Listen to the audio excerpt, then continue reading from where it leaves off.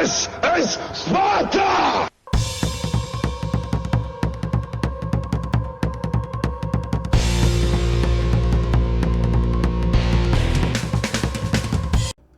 Hello everybody and welcome back to World of Tanks. My name is Spartan Elite 43 and tonight we've got a special for you, a brand new tank that we are going to do a first look on, and you know me with my honest reviews, we are going to be doing the controversial heavy metal hero Chrysler K, aka the tank that almost broke PC.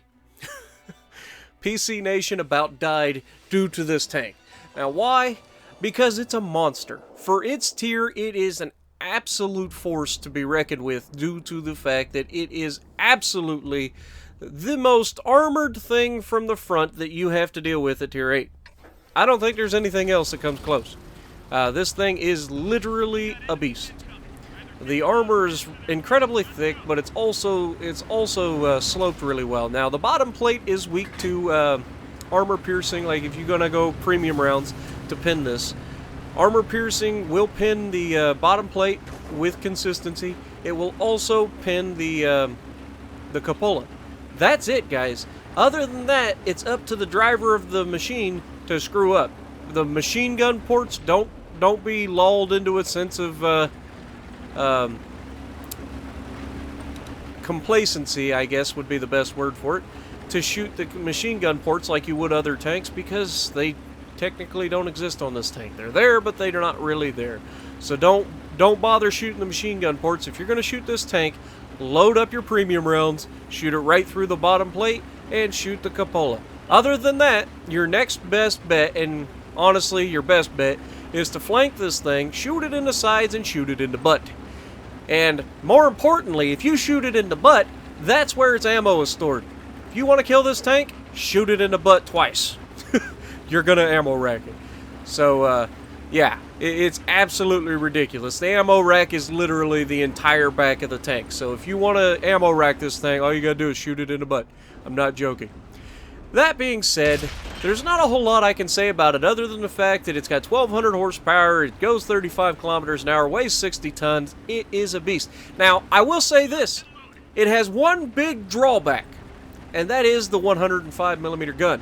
The 105mm gun it should be a beast, but at tier 8 they don't give you the alpha damage that you get in the tier 10 105, so you're only hitting for 300 and 320.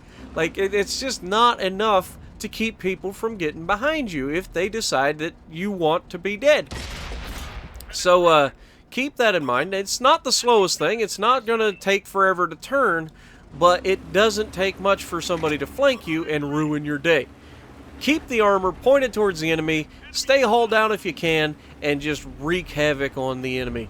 Plays up to tier 10, it's got average view range, average dispersion. I mean, it's not bad. It's got a 50% silver bonus and only a 10% XP bonus.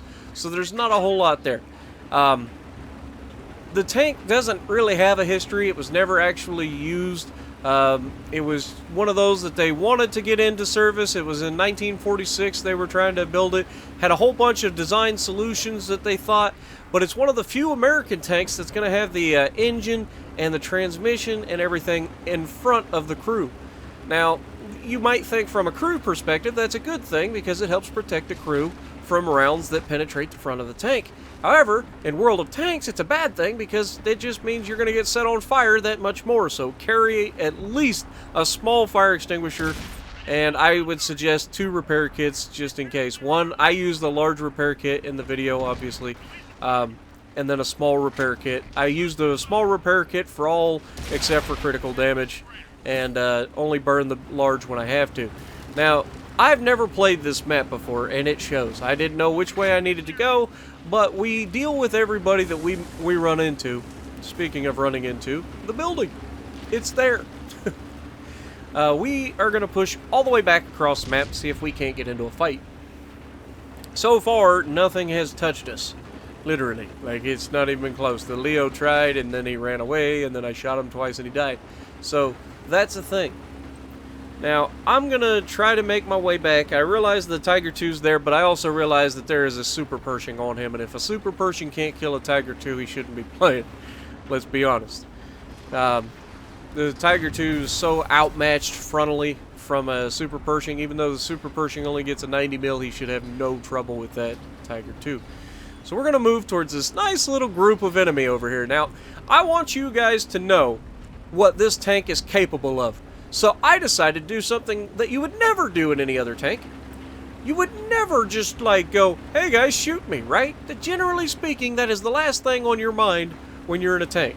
That you just don't want people to shoot you. You want to shoot people and let them dream about butterflies and stuff.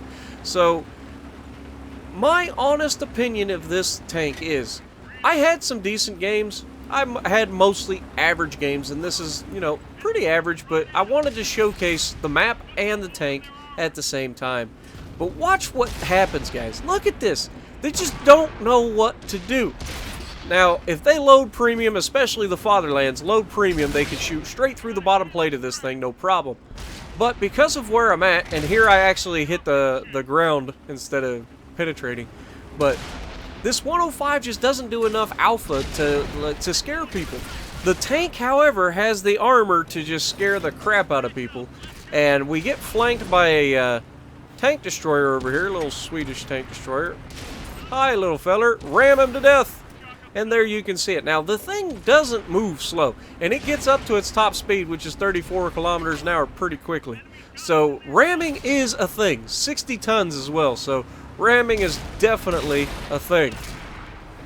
So we had premium loaded, and I will talk about that in a moment. The premium rounds are generally used for anything with armor because the standard rounds, though they are supposedly 198 pin, just don't feel adequate against anything with armor. The premium rounds are pretty decent, and the gun is relatively accurate. It's not terrible, but if your turret's moving at all, trying to track or trying to like follow a target, you're gonna have trouble. Shots will go wherever they feel like. So at the end of the day, what are my final thoughts on this tank? A, it's an absolutely fantastic tank. It really is. You're not gonna get much better tank for the money. I mean, a lot of people on PC call it pay to win, and I can't disagree. But at the same time, it takes a skilled tanker to maximize, you know, even OP tanks. And this one certainly can be considered OP due to its frontal armor at its tier. Now, you will be playing up to tier 10s, and anything over tier 8 can just chew you up. So keep that in mind. Now, you can still bounce, but just keep it in mind that anytime you're not in a tier, or not the top tier, you're going to be fighting people that can pin you with impunity.